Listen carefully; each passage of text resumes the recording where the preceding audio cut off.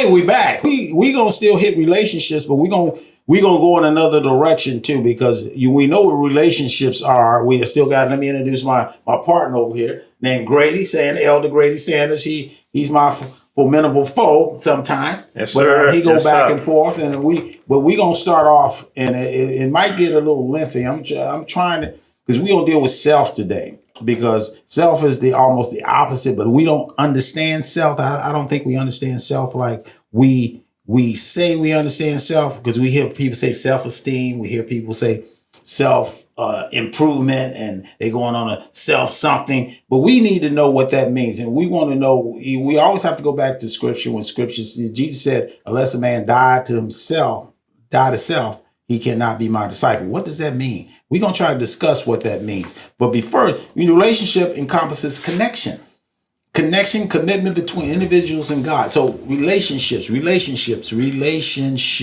And that's what we don't understand, because sin disconnect relationship. And we're going to try to hit what sin is, because we got a lot of stuff that's out there. But before we start, we're going to give a definition of what self is. Self refers to an individual's identity, nature, inner being. It encompasses both the physical and the spiritual of a person. It refers to an individual identity and its essence created by God in biblical terms. And now I'm going to leave it at that. I don't want to keep I want you to understand that it's dealing with your inner being. It's dealing with who you are. So some people say it's the soul. And Jesus wouldn't say, "Unless a man die to soul," because soul is something, because he is your inner being too. So we're gonna try to get into this thing called self and try to connect it to relationships. What do you think about that? What do you give me some, Elder? Come on. Of course, we have to understand. Most people do not understand self in such a way that they would guide themselves, let's say, into righteousness, or in such a way that they would overtly, what's the other word? Deliberately avoid sin. I mean, like says my man Darnell, he mentioned the Bible as our guide. That's basically, it has to be. That's the word. And I just mention the word, world, and the world don't care about. Well, the world wants you to be self. The world is self to grow, self to, so you can be all you can be, and you can rip people off and do it all. They want self to be strong, and because self denies, and a lot of things with how Jesus was doing it. He was talking about denying self. He gets, if you don't deny it, he's talking about the world end of it, that natural piece. Well, when he's talking about deny self, Jesus was basically telling renouncing the sinner, right? Deny, but don't go against the natural. No, when he talking about deny self, he was telling us that we have to stop making attempts to please ourselves. Okay. Rather, what we are to do, me. We have to get away from that me syndrome, and then relate to God. Deny self, and then go after God. Go seek self. Because if you're not going to deny yourself, you're not. If you're going to give into self all the time, then you're not going to be trying to find God. Well, with person saying, Grady, you selfish. What I can't be. Yes, I am selfish. Honestly, I think everybody's. There's not a person on this earth who is not selfish, because we grow up being selfish, because we want what we want. Exactly. And we're going to chase it if we have to. But again, Jesus says, stop that. Let's repent from all that lifestyle of simply trying to please self. Okay. And let's try to, like I always say, or like I think, which is more, let us make the attempt, instead of trying to please self, let us make the attempt to please God. And you can't do that unless you first come to Jesus. Get that, what they call, it's funny. They say had those come to Jesus. Man. Well, you can say that, but I'm saying, but you got to have that come to Jesus moment. Okay. And if you get that come to Jesus moment, then, and once you come to Jesus and you turn your life around, then the old man is dead, as you say, and the new man now is forward. Okay. So if that new man is going forward, he's being unselfish, because he's like, say, well, Lord, I'm not going to do my will, but I'm going to do your will. And if you're going to do the will of God, you got to deny your will, yourself, the pleasure of your will, so to Okay. speak, and your direction, personal direction you want to go. You got to say, okay, Lord, I'm gonna deny myself this, my will, and I'm gonna do yours. I'm gonna follow the way you want me to go. I'm gonna step in the path that you set. Okay, because God said, "What? I'll be a light unto thy path." And if He's lighting your path, then you're gonna walk in the light. Now, Right. if the light tells you to go away from that disco and away from Oh, that that party, liquor that store, that lounge. anything in anything that's on a certain path, if He wants you to go away from that, then you got to follow that light. Now, if you choose not to follow the light, then you follow the darkness, because It's self. That's- It's self. that's making you do self-generated. That's self. That's That's self- selfishness and selfish. I'm gonna do what I self-indulgent. want to do. I'm gonna do me, boo. That that's kind of self-indulgence. thing. Okay. Okay, however you want to look at it. I say everybody's subject to a point. But again, if you're going to follow God, then you got to learn the ways of God. I heard this word sinner. Okay. When you looking at self, you looking at you are the center of the universe, not God. Would you What? look at it like that? Well, I heard this before. You make yourself the center. You mean You're center? the center. Oh, okay, It's I thought you- about a center. Like, okay, instead of focusing on God, you're focusing on me. You're focusing on you. You're trying to improve you. You're not focusing on God. I used to use that statement, whatever you focus on the most, you give strength to. So if I'm focusing on me, I'm giving me, that old man, that natural old man, more power, Yeah. and not focusing on who, like Jesus said, I come, whatever I see the Father do, I do. And it had nothing to do with me. I don't look at me at all. I look at whatever the Father say I do. Right. Okay? But So- if you, as so- far as what you're talking about, sometimes I think about that as meditation. No, we ain't talking about meditation. That's what. Yes, we are. Because we're not. wait a minute. Let me Go say what I'm saying. Go ahead. Before you say I'm wrong. Yeah. If you want to say I'm wrong afterwards, then say No, it. okay. Don't say I'm wrong before I even. Okay, you said thank you. meditation, that's the word. meditation. Now, a lot of time when people go away, okay, people want to take some time to figure themselves out. Yes. They take, sit down and meditate. Sit down and think about yourself. Calm yourself. And therefore, if you calming yourself, then what are you going to think about other than what's going on in your life? What are you going to think about other than how can I make my life better? Or what can I do to achieve something?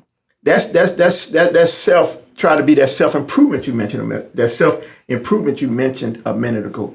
You're trying to improve upon yourself. And therefore, that's when you run into problems. Because you can't improve on that which God already made. What you can do is change your mind about how you live. If you don't change your mind about how you live, then nothing else is going to change.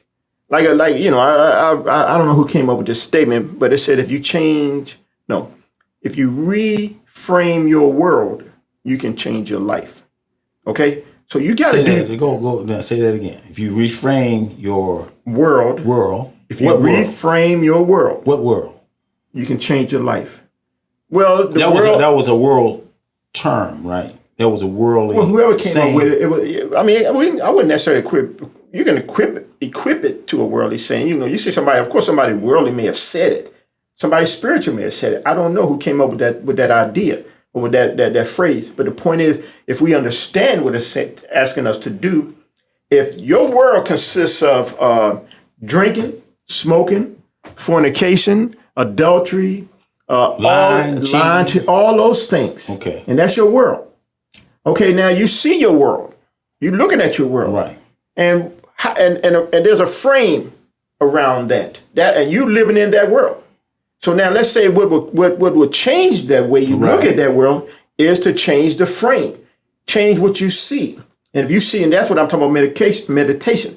If you look at yourself and the things you do, Okay. and if you like what you do, there's no need to change. Right. But if you don't like what you do, then reframe your world. Try a different frame. Try a different look around your world. Instead of having a bronze frame around, try a gold frame. Maybe your world look a little different. And then when you look closely at yourself, then maybe you won't like that color of that particular item. Maybe you don't like the color of that item. Or what you could do is almost redesign your whole world. Use different colors. Use a brighter color to change that. And if you're looking at it, Well, what can I do differently to make my life different? What can I do differently to make this better? What can I do differently? And we talk about in our families to make that better. What can I do differently? Okay, but if you're not going to try to reframe anything, redo things differently, then nothing's going to change. I'm gonna throw something in there. I'm gonna go back to something that Jesus said. He said they asked him, "What is the two greatest commandments?" And he said, "Love God with all your heart, mind, and soul." Right. And he said, "Love your neighbor as yourself." Right. So when we throw that self back in there again, now we're talking about, okay, what if I don't like myself? Then you're going to do stuff to destroy yourself. Will you destroy your neighbor in the process? You won't have no liking for your neighbor. Well, people and do. They say, then they went and said, "Who?" You know, a lawyer come with a smart mouth and say, "Who's my neighbor?" Right. So, and he gave him an example of the man going down and seeing this guy somebody sick. you don't have to be your your neighbor. It could be somebody you don't know. Well, neighbor, I ain't talking about somebody living. Well, that's what I'm saying. I'm saying it's just a person on the street. You see them injured, right? And I know you might want to come back and put a political statement in there and talk, because I know you get anxious to say something about Netanyahu and all those other. I wasn't thinking about Netanyahu. Okay, Netanyahu is like he's a mountain unto himself. He's like a volcano. But we set up ready to erupt.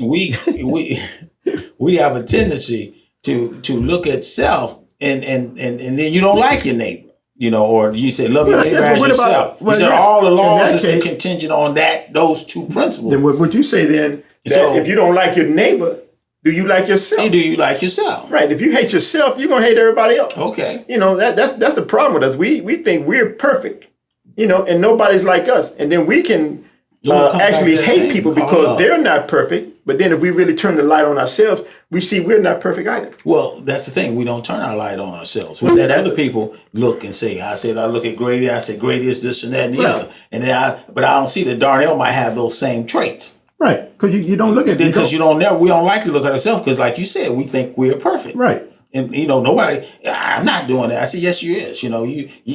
People, I always say, okay, you told me about me. Right. And then all of a sudden, can I tell you about you? And they don't want to hear that. Right. Because they say, no, I haven't heard that. Right. Or nobody told me about that. Right. I say they probably, based on what you said to me, they probably scared to tell you that because they might lose a friend. Right. People are scared to tell somebody else their faults because about self. Or the person you telling about yourself, or the person you trying to show them their own faults will, hate you for it. They turn around. You lose a friend, but telling somebody about what you see. Right. Even as a supervisor, as a manager, I used to give feedback. You used to give feedback, and the good thing about the feedback is that when you tell somebody that they are not, some people just lie. One manager just lie on the person because it may not be true about that person. Right. But if they be honest with the feedback of a session, I always found the person used to get kind of upset, say, "No, that's not me." Right. And you can show them facts about different things, right. And they say, "That's not me." So I'm willing to learn about Darnell, but are you willing to learn about yourself, Grady? You willing to learn about Darnell Jr. You willing to learn about Tay Willie, or you learn about Tilly, or whoever it may be. They're not willing to, because they look at themselves as saying, "I'm the sinner." Right. And so we are going to, that's what we want to, we're going to really unwrap who. We can talk about it, but we can't. Let's try to unwrap it. Let's try. We got a few more minutes. Come on, talk about unwrap self. You can't unwrap. You can't unwrap self. The only person who can unwrap self is the person themselves. If you know you hate people, then they don't think they hate people. What if I put it another way? Okay, I don't know. I hate people. I don't know. I hate people. Well, again, how you treat people. Do you treat people with respect and courtesy? Or do you not? How's that? You may think you are. know. Well, again, if you run around, you throwing words like I'm telling you. Asked me Kevin about. was here last week. I said, "What does that mean? What does that mean?" I'm trying to tell you. Okay, please. Okay, thank you. Please. If you hate somebody, well, let's say you don't hate them, but you don't like being around them. You can make every effort not to be around that person. Okay. Even in the meetings, even in a setting where everybody got to come together, you may get off in a corner somewhere, apart from that person, as far as you can. And that you may see that person, and and then your facial expression will change. You too. They feel uncomfortable about that. Well, person? again, I don't know how that person feels. But I'm saying your actions determine how basically are based on how you feel. And if your actions say, "Hey, I don't want to have nothing to do with that person," you're not going to go around that person. Okay? If you hate a person, then you can do everything you can, almost really, to destroy that person if you can do that. Okay? And you do things to let them to kind of irritate them. Whatever you can do. But if you love that person, then you're going to want to be around. Part of self. That's all part of self. So it's part of you. We're comfortable being around with people who we think, who we love. I'm gonna throw another word in there because we're dealing with self. So I'm throwing some words out there. Control. If I can control you, I want to be around you. Well, that's not. That's what do you think? No, I don't think so. Come on, talk to me. It's self. You got to control. You heard the thing? You got to control these people. Only because they're trying to control things. But you don't. I mean, you don't have to be around me to try to control me. You can try to control me by going to somebody else. Particularly, let's say a good example would be the military. Okay. Well, let's say you're a sergeant in the military. Right. And you always send it. Let's say let's say you're a lieutenant, which is above a sergeant. Right. In the military, and then that lieutenant always tell that sergeant, go over there and tell that private. I said, do this, do this, do this. Well, okay. Wait a minute. Let me finish. So you don't have to be around that person to control them. I'm saying you can delegate that kind of authority. Okay, now, but if you're around that person, let's say you have a child. The child nothing the child does makes you happy, so you're trying to control that child. Okay? Well, didn't I tell you to do this? What about why aren't you doing it right? You're all in control. Okay? So therefore that child may feel like, they can't do anything right because you're always trying to control them with everything they do. Okay? And no matter what that child does, they're not doing it right. And that's trying to take control over that kid to make that kid like you want that child to be. Okay? Which had nothing to do. I'm not talking about like raise up a child in the way they should go, which a lot of people need to understand that that's something we all have to practice. Mothers, fathers, if you have children, parents, you have children, you need to raise your child up in a way, that it should go. If you don't raise your child in a proper way, then your child will grow up in an improper situation, and will probably learn how to be selfish, how to try to control people, all through selfishness, all through my personal desires. So there's a lot. There's no real one word or no real one sentence or no real one paragraph or no real one biblical or regular dictionary words or explanation that can determine who you are, what self is, but it all really comes down to you. Well, God, and how you look at yourself. Called self for the human side. Again, God gave us limited capacity to understand this thing. Well, he called us corrupt. Well, he's right, because he knows there's no good thing in self. And there's no good thing in the flesh. That he called that corrupt. He called it corrupt. Only because that's how we act. We act corrupt. So self. Self without the natural self is totally corrupt to God. Do you believe that?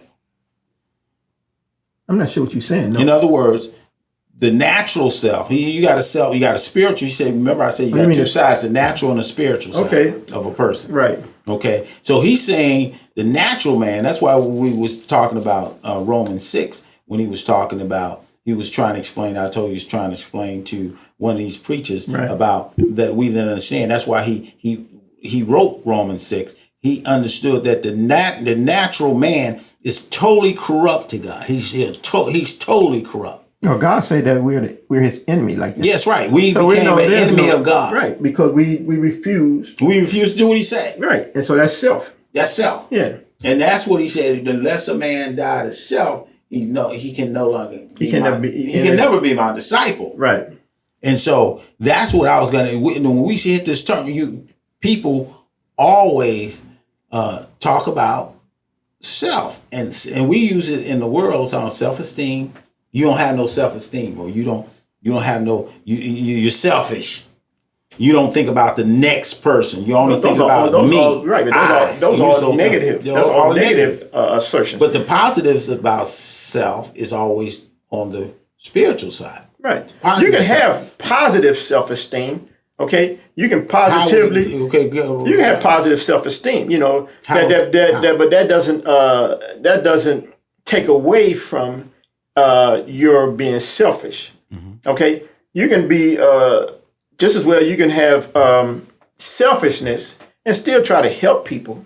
I say because again, we're all by nature we're selfish people. It's always we're almost like what can I get out of this? Right. When we start looking at things and not see what we can get from it, other than let's say the joy of doing what we're doing, then there's no problem. But if you doing things like I heard a gentleman told me that when he goes out to help people, and he said that he always tell them well I'll help you but you got to pay me something. You always look to get something out of it.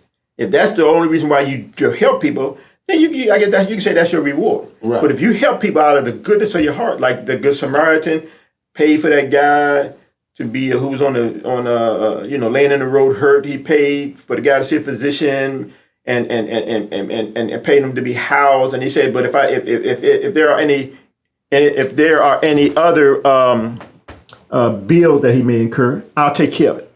That's what you call an unselfish person. You had two people that was riding past this guy. But Selfish. They were selfish. They didn't bother. They by. They looked at it. They had to go to a service that was probably 6 o'clock. They said, "Well, let them die." And You can say that's another selfish. guy. He came back probably patted him down. He wasn't saying if he had any money, he didn't have any money, so he said, "Let me get on the road."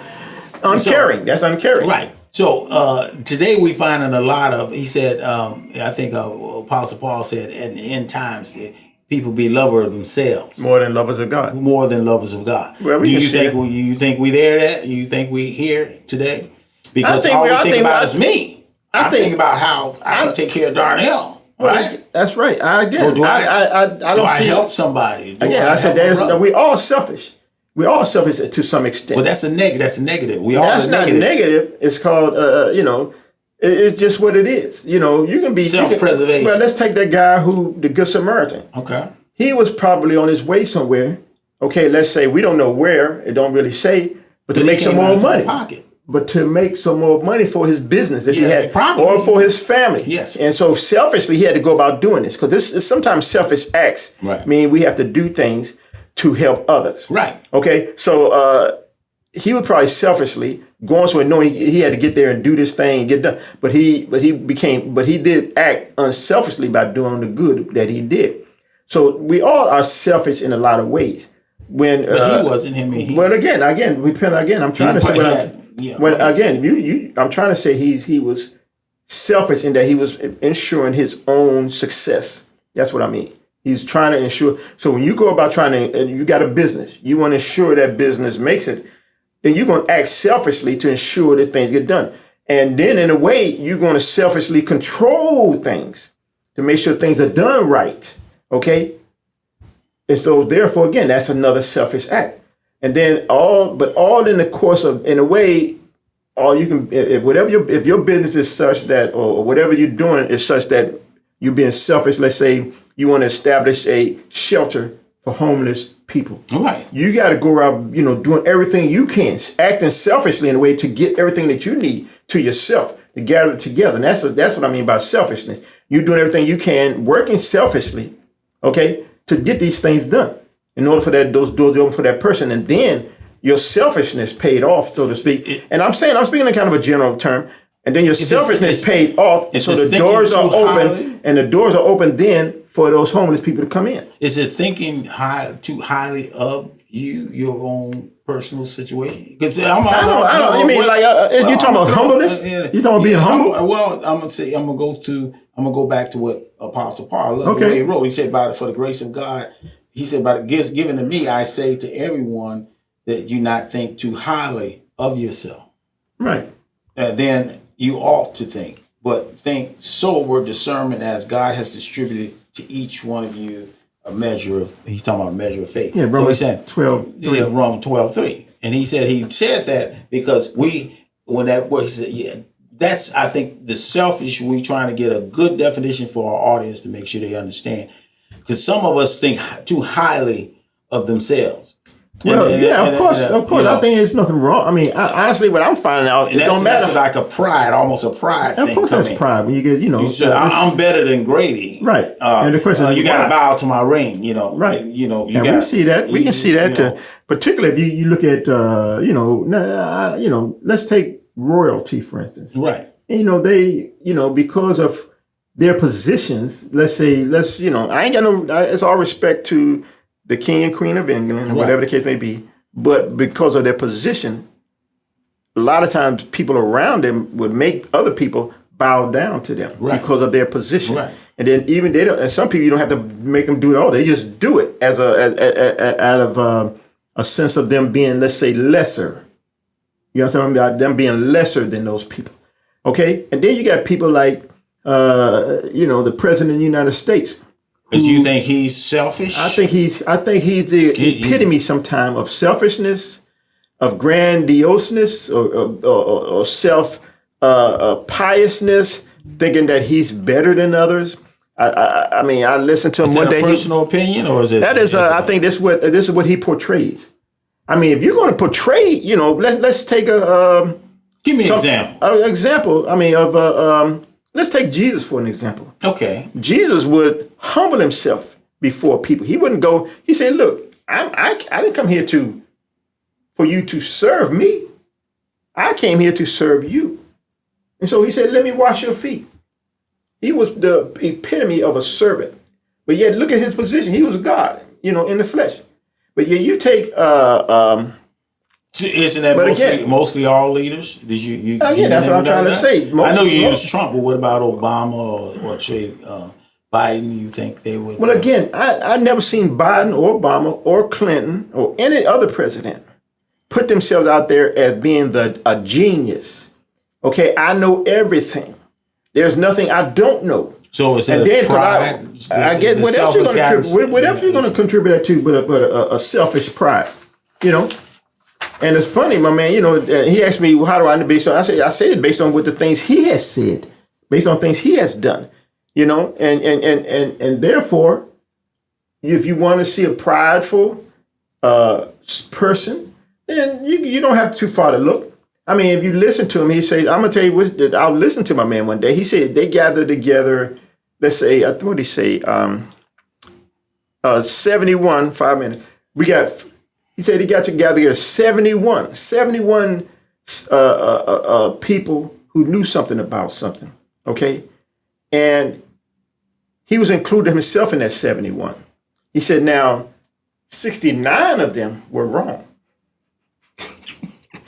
He said, but the other two that was right. True, that's coming out of his mouth. Okay. He said 69 of them was wrong, and only 2 of them got it right, and I was one of them.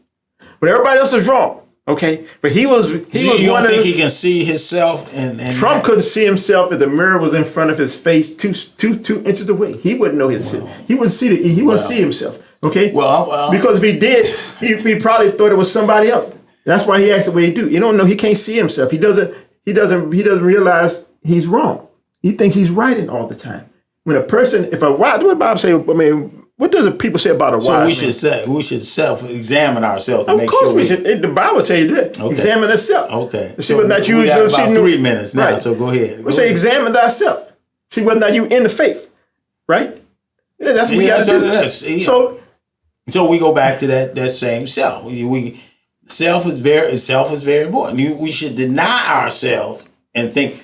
I'm not going to be in defense of Trump when he said some crazy stuff like that. You can't defend him. Some things we need to, when we talk about, we need to think about that other person more than we think about ourselves. Okay, that's if I'm thinking about me only how it's going to affect me. Right. And you can't. If you're a leader, even a good leader, he think how it's going to affect his. True. If he's a military man, he thinks about how to left his troops. Right, he should. Yeah. Instead of thinking about how it's going to affect me. Right. And that's the bottom line. And self, when you think about, like, you got kids, I think that's why children is very important, because when a mother and father, they have children, they need to look at the children first. The children is always the first line of defense. Right. Because children is selfish. A lot of them. Yeah, a lot of them selfish. But then when you you got to think about, think about them before you think about yourself. Right. They come That's first. a good example, because And then that's when a lot of time when the parents become unselfish. Yes. That's about the best That's time, why the because they babies, realize when a baby come into they're not to the thinking about mix, self anymore. You got to think about the child. The But then- child is more important I wish than you was you. going with this, right? And that's what, like I say, you got those commandments you talked about. You know, Love God well, when Which you have one? the second commandment is like unto the first. first. Love, love your neighbors That's more than more than yourself. yourself. And And same thing, you love God more than self. So and I you think- keep yourself out of the And I'm picture. in on this note. Amen. Okay. This note is saying when you have a family, But can I say something before you stop? Okay, go ahead. Is this now? We're talking about a lot of got self, 1 minute. but we don't have. We don't, like I say. I always like to say we don't have the exact wording to explain these things. We just do the best we can to explain something to the best of our knowledge and our ability. Yes. And what I want to say on that, that's why I believe that's why God created the family, because you won't see how selfish you are until you have children, That's right. until you have family. And you, even the family grows, and you see your family members, but you understand when you have that nucleus family, when you have that mother and father, or that mother and significant other, they call them partners nowadays. When you get a child in the mix, you see how selfish you really are. They are your mirror. Right. And I think that's what Jesus was that mirror when he came into the earth. He was that mirror. He knew how selfish Right, we we were. can hold Man. ourselves up to that. Up to that him. mirror. Yeah. And then that mirror, that we don't look too good in the mirror. No. Okay, so we're gonna end on that note. Next week we got another heavy topic. We gonna probably even get on sin, because we got to know what sin is. But we gonna think about that. Okay, bye. We gonna talk to you later. Another successful. Amen. Yeah, here we go. Peace Okay. out. See you. Bye.